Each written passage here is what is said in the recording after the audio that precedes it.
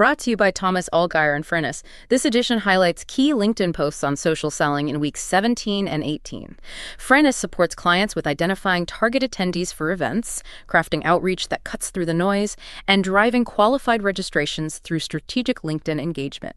You can find more info in the description. You know, imagine analyzing over 7 million LinkedIn posts. Right. Only to discover that the algorithm is basically actively hiding your content because you are, well, too interesting. Right, which sounds completely backwards. Yeah. But welcome to the deep dive, everyone. Today, we're really unpacking the absolute top social selling trends we've seen across LinkedIn, specifically from calendar weeks 17 and 18. Yeah, and the reality of what it actually takes to build pipeline on this platform right now is, I mean, it's incredibly counterintuitive. It really is. And just to set expectations, we're tailoring this specifically for you, the B2B marketing professional. So no fluff. We're just getting into the smart mechanical breakdown of what is actually working today. Exactly. Yeah. Because let's be real, if you don't understand the rules of the environment you're operating in, you're essentially just, shouting into a void. Yeah, a very crowded void. Right. And to understand those rules, we really have to look at Richard van der Bloem's massive data analysis.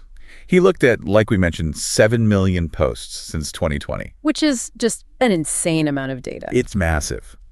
And his main takeaway is that the algorithm is ruthlessly prioritizing a very narrow niche focus right now. Okay, so define narrow. Well, basically, if you stray outside of, say, 3 core topics, your reach just gets throttled. Wow. Okay, so it feels like the algorithm it's like a strict bouncer at a networking event, right? That's a good way to put it. Like, it only lets you in the room if you agree to talk to the exact same 3 people about the exact same topic all night. But, I mean, what if you genuinely want to mingle? What if your actual value comes from having a lateral perspective? Well, that's the thing. It's a brilliant mechanism if you're a machine trying to categorize data. Mm-hmm. There's a terrible experience if you are, a multidimensional human being. Yeah, exactly.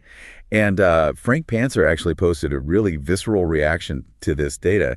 He said this forced categorization literally gives him a stomach ache. A stomach ache? I mean, I get it. Yeah, because he has these broad interests, right? Like democratic education, dementia care, children's education. All really important topics. Absolutely. But the second he tries to use his platform to support those causes, the algorithm it gets confused about his semantic cluster.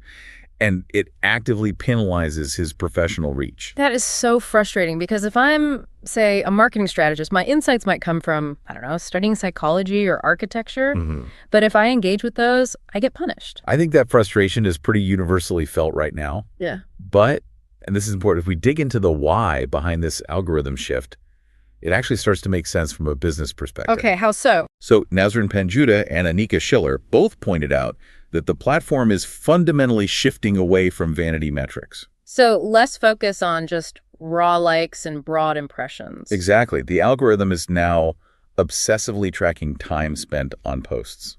It's measuring dwell time. Like, are people actually stopping their scroll? Are they clicking see more? Right. So quality and the depth of the relationship signal is beating broad quantity. That's it. It's essentially measuring friction. Friction. I like that.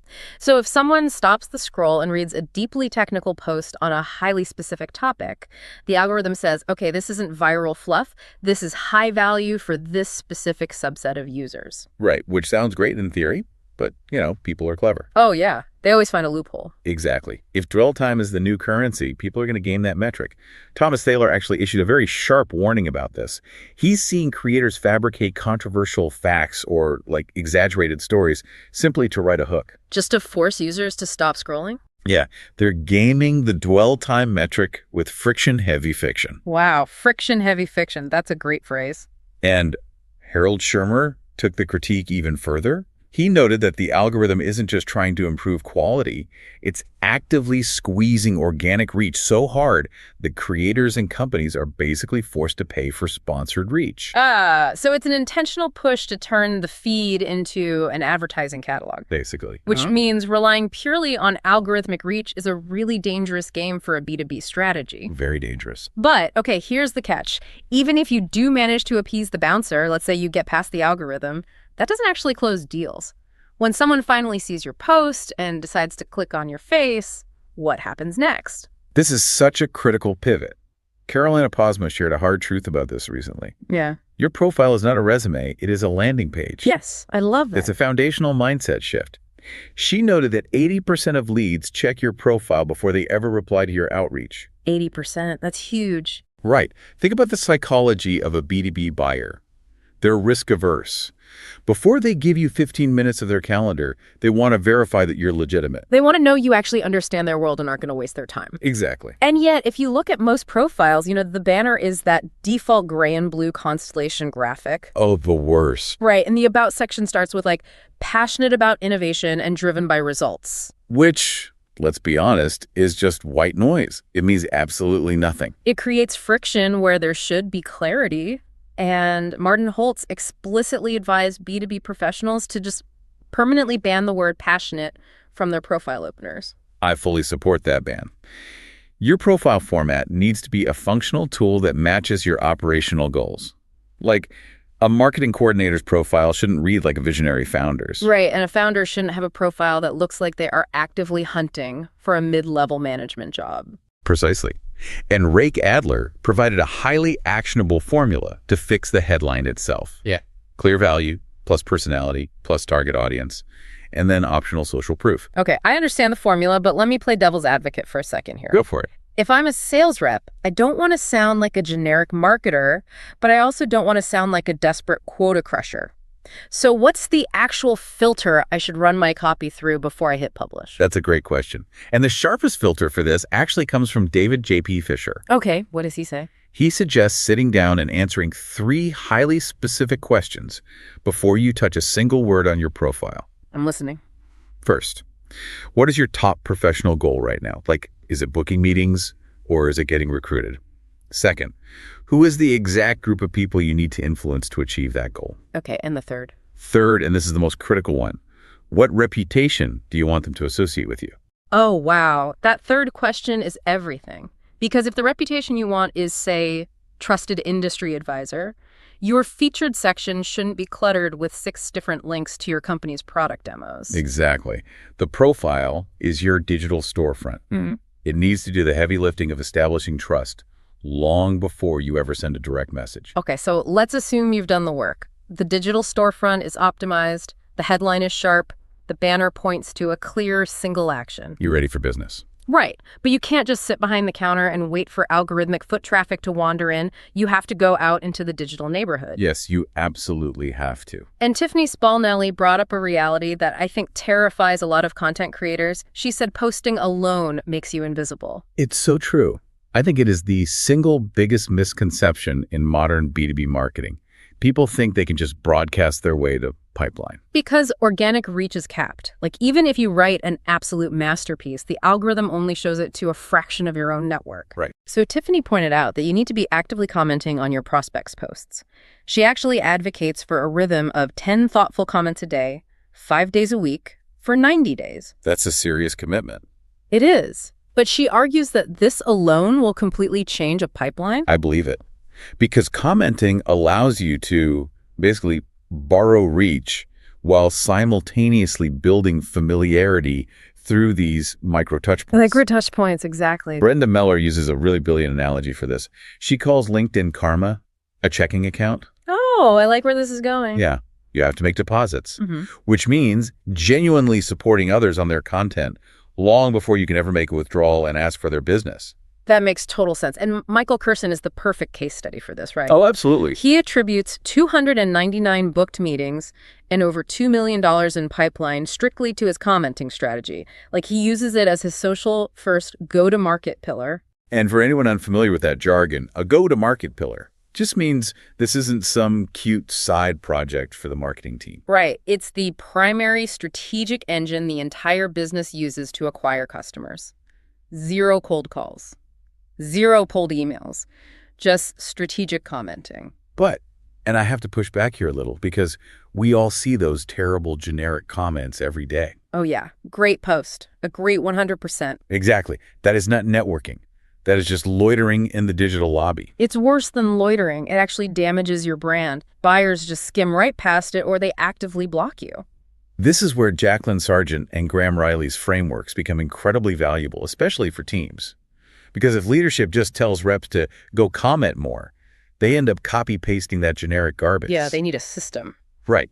Jacqueline and Graham outlined a specific architecture for what makes a comment actually convert. I would assume it has to prove you actually read the post, for starters. That's the baseline, yeah. The architecture starts with empathy validating the specific struggle the author just posted about. Then, you offer a mini example or a tactical tip from your own experience. Okay, and then that? Finally, you end with a pointed question that shows you deeply understand the nuance of their specific industry. So the psychological goal of the comment is to create a what? Oh, wait, who is this?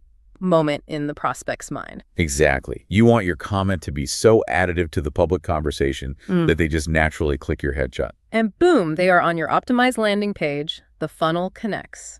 It's a beautiful thing when it works. So you're dropping these architectural masterclass comments, you're borrowing reach, people are noticing.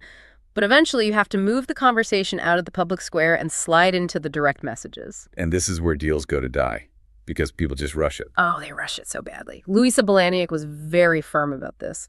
Pitch slapping is dead. Good. And by pitch slapping, just to be clear, we mean that terrible practice of sending a connection request and the millisecond it's accepted. Dropping a 5-paragraph automated pitch for a software demo. Yes. It is the digital equivalent of handing a stranger a flyer on the street and immediately asking them to marry you. It's so aggressive, and Louisa notes that it takes 4 to 6 months of organic interaction to actually earn a meeting. 4 to 6 months. That requires so much patience. It does. But Linda Alice brought in this concept of deal attraction to help, operationalize that patience. She absolutely refuses to reach out cold. She waits until she sees 5 inner yes signals from a prospect. 5. Wow, that requires an incredibly disciplined workflow. It really does. Reps have to actually track these microsignals. Like maybe a prospect viewed their profile twice in a week, or left a thoughtful reply on a comment, or attended a company webinar. So the goal is to wait for the signals, so that when you do send the message, the outreach feels entirely logical to the buyer. Exactly, rather than an intrusive interruption. And when you do finally reach out, the framing is everything. Connor Paulson shared some data that honestly should be plastered on the wall of every sales floor. Let's hear it. When your direct messages focus strictly on the buyer's problem, you see a 20 to 30% reply rate.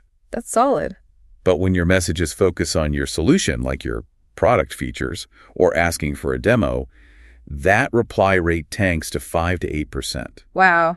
Because buyers are entirely consumed by their own internal chaos, right? They do not care about your software. Not at all. They care about their missed quota or their broken supply chain. If your message says, I'm talking to a lot of logistics leaders who are struggling with Q3 shipping delays, can I share a framework we've been seeing work? That gets a reply. But if it says, we sell logistics software, got 15 minutes, it just gets deleted. Immediately deleted. And Stacy Wong also pointed out that reps are stressing over cold lists when a massive amount of pipeline is already hidden in plain sight. Really? They just aren't looking at the people who recently viewed their profile or, new connections they never actually followed up with. Ah, the low-hanging fruit. But I have a strategic question for you regarding timing. Sure. Everyone's inbox is just a battlefield from Monday to Friday. Matt Williams suggests a pattern interrupt. He says, look for the green active circle next to a prospect's name on a Saturday or Sunday morning and message them then. Oh, that's bold. Right. I honestly can't decide if that is brilliantly cutting through the noise or just highly intrusive and obnoxious. It is a massive tightrope walk, to be honest. Strategically, yes, a VP of engineering might actually have the mental space to read your message while having coffee on a Sunday morning. Right. But the timing only works if the room is already warm. If you pitch slap them on a Sunday, you aren't just getting ignored, you are getting blocked. Good point. And JD Garcia provided an incredible data point on what warming the room actually looks like. What did he find? He found that when sales reps actively post on LinkedIn about the specific pain points of their prospects, it acts as air cover. It warms the room so effectively that those reps book 43% more meetings compared to reps who stay silent. 43%. That is an absurd advantage. It really is. It basically means the marketing team should be running targeted awareness campaigns to the exact same list of 500 accounts that the sales team is actively trying to penetrate. The alignment between what marketing publishes and whose sales targets just have to be airtight. Completely. And Zaid Sayali adds one final rule for the inbox, which I think is crucial. Your call to action absolutely must match your ticket size. Oh, explain that. Well, if you're selling a $50,000 enterprise contract, you cannot jump into a DM and ask for a 15-minute quick chat to close it. The friction of the ask has to mirror the complexity of the sale. You have to lead with immense value and slowly earn the right to ask for their time. Okay, so to maintain this entire machine, we're talking appeasing the algorithm bouncer, optimizing the storefront, commenting daily, and executing a 4 to 6 month relationship cycle. That's a lot. It is. You need a relentless amount of content. Which brings us to the elephant in the room, AI. Yes. AI. With generative tools everywhere, how do B2B marketers maintain this volume without sounding like a swarm of automated bots? Sasha Alexander Kugler voiced a very real fatigue about this.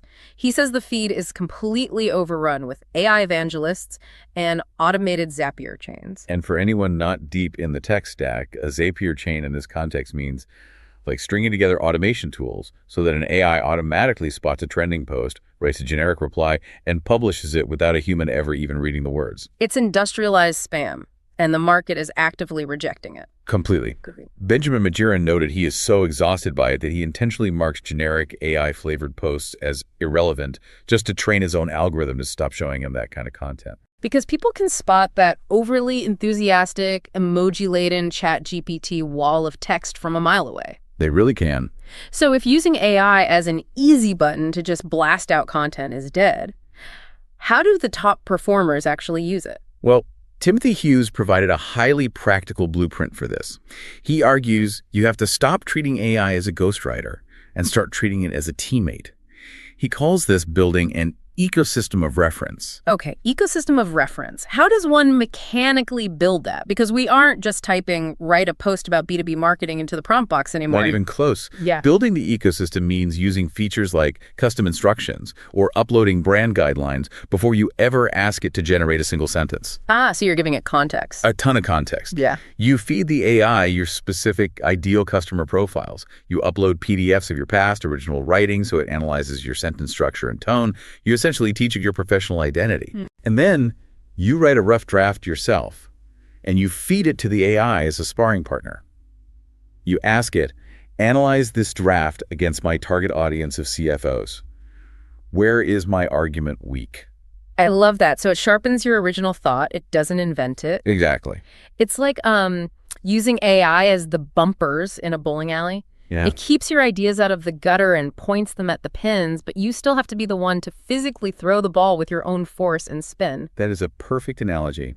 And Jonathan Levy pointed out something very similar regarding Claude. What did he say? He said the chat interface is actually its least powerful feature for professionals. B2B marketers should be using Claude's projects feature to upload their internal strategy documents, linking the AI directly to their actual workflows, rather than just treating it like a glorified search engine. Because the goal isn't just to produce more words. The goal is to produce content that actually moves the needle. Yes, and Darren McKee tracks this meticulously. He argues that we need to completely abandon impressions as a metric. Oh, controversial. But I agree. Right. Impressions are a vanity metric given out by the algorithm bouncer. True revenue is driven by 3 specific actions: saves, sends, and link clicks. Because if someone saves your post, they are going to reference it later. Exactly. And if they send it in a direct message to their CEO, you've just penetrated the buying committee without making a single cold call. You've bypassed the gatekeepers, and you only achieve saves and sends by creating what Klaus Eck calls evergreen content. Content that doesn't expire in a week? Right. B2B creators waste so much time writing posts that recap an industry event they went to yesterday. Honestly, nobody cares about yesterday's event. No, they care about their own problems tomorrow. Exactly. You have to share deep learnings. You have to take a stand with a clear, defensible opinion.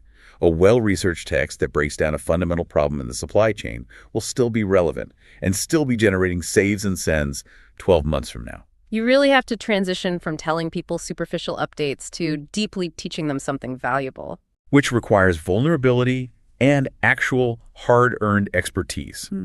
You just cannot fake that with a clever prompt. You really can't. And, if we pull all of these insights together, the algorithmic shifts, the landing pages, the micro touch points, the warm outreach, It brings up an incredibly important question for you to consider as you build your own strategy. Okay, let's hear it. If the algorithm is increasingly prioritizing high-quality, long-session engagement, and buyers are actively, aggressively ignoring AI-generated spam, Right. then the ultimate competitive advantage in B2B marketing moving forward won't be who has the biggest tech stack or the most complex automated sequences. It's going to be something much harder to scale. It is.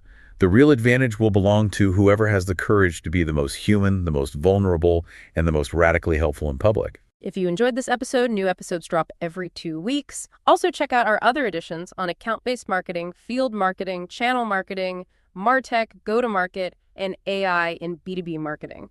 Thank you so much for joining us. Make sure to hit subscribe, and we'll see you on the next deep dive.